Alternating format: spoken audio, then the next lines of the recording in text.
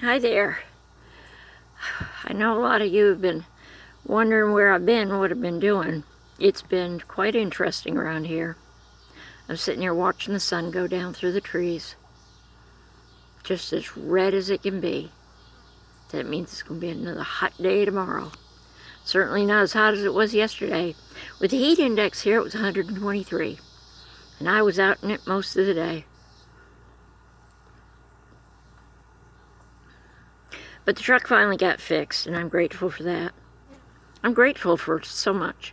I didn't need to be on the road. That's why the truck needed to be stopped, I guess.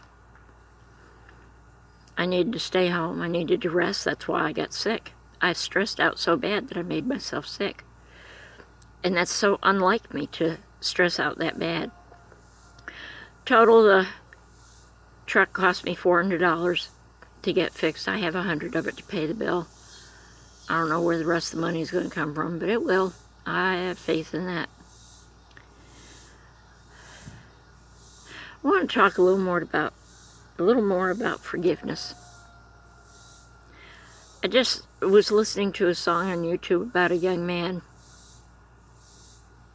who wrote a song for his dad, and he says, "I hope it makes you sick."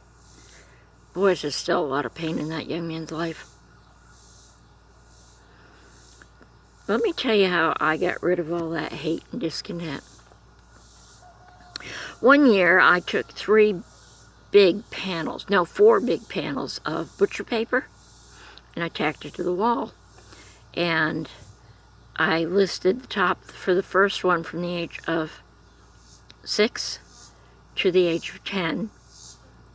The next one from 11 to 14 and on to the other two were filled.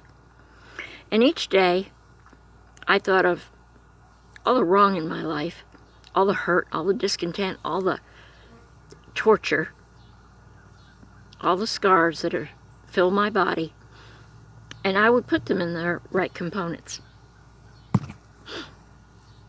And it took me probably a good week to do this. And I spent another couple of days looking at each of those lists, thinking, thank you for ancestors for keeping me strong. Thank you for having my back and watching over me. When it was all said and done, I took a big red marker and I wrote in great big bold letters, "I forgive you." I forgave myself for not talking.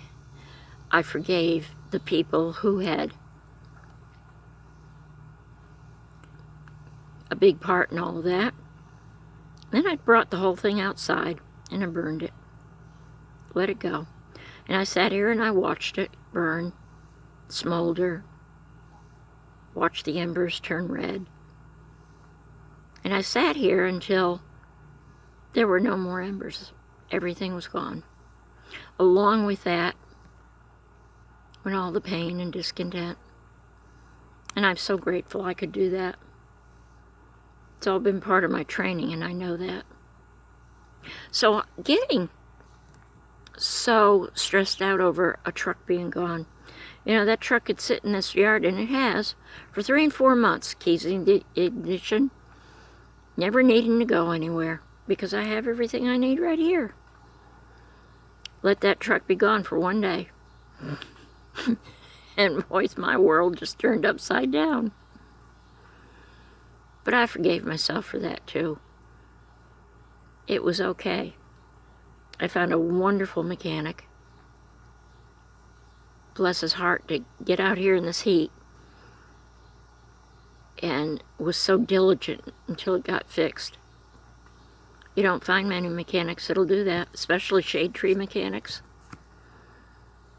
But I'm grateful. I'm grateful for the help I had. My friend Raymond helped me. Him and Billy, his wife. He was working on the truck a little bit, and Billy had lunch for me, and then him. And she and I got to talk a little bit. So that was good.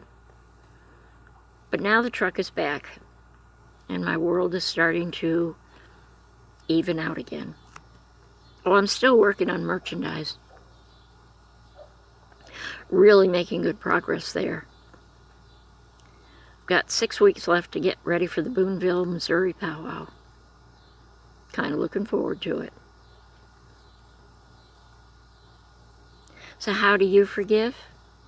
What advice would I give you to forgive? I've heard people say, I'll never forget that so-and-so, not for what they did to me.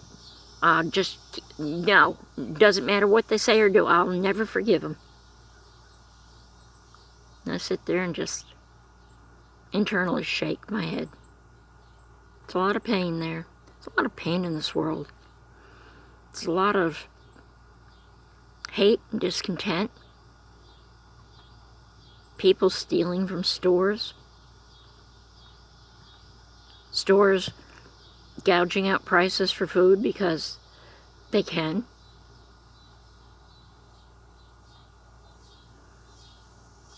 My concern over the heat is the truckers, the people that work on the roads too. That's a lot of hard work. But you know, truckers are really solid people. They drive miles and miles and miles just to bring home enough pay to take care of their family. It's hard work. It's lonesome work, I think. So let's get back to how you can forgive. Quickest way is go in and take a shower. Scrub from head to foot and let all that nastiness go away. And stand there in that shower till you see all that water go down the drain, knowing that all that pain and discontent goes down the drain with it. Don't bring it back. Depression, look at your shoulder and say, thanks for stopping by. Don't need you anymore. There's a lot you can do. Love yourself. Take care of yourself. In this hot weather, drink plenty of fluids. Get enough rest. Stay cool. Check on your elders. Check on the animals. Be kind. I was in the store today for a few minutes and it was really hot. And I'm standing there talking to the cashier, and the lady beside me gets closer and closer and closer to me, like her shoulder was almost touching mine. And I was trying to pay with a card to the machine, and I turned around and I said, would you mind stepping back about 5 paces? I said, it's hot in here. I'm overheated, and I would appreciate some space. And she gave me the dirtiest look. And I just turned to her and smiled and said, thank you. You don't have to be hateful, people. You don't. Do you realize? Do you remember a teacher saying, you're not living up to your potential? I'm here to tell you, you're not living up to your potential. You can. You can change things around.